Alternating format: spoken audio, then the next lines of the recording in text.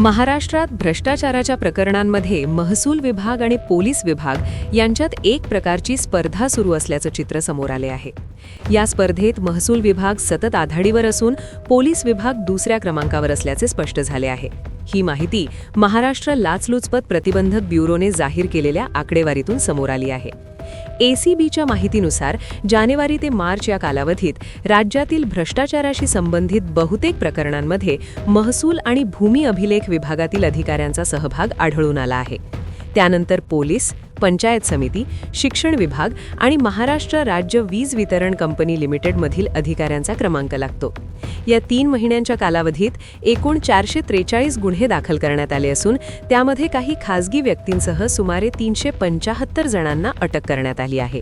या प्रकरणांमुळे राज्यातील प्रशासनातील भ्रष्टाचाराचे प्रमाण किती मोठे आहे याची कल्पना येते.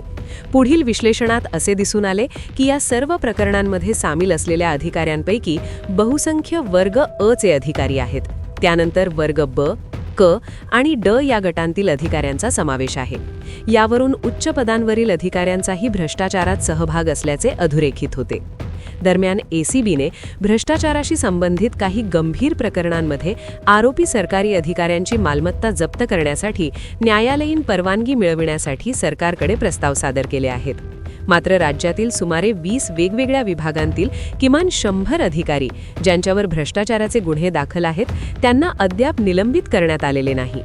तपासादरम्यान असेही समोर आले आहे की 442 लाचखोरीच्या प्रकरणांमध्ये कोट्यावधी रुपयांची लाच घेतल्याचे उघड झाले आहे.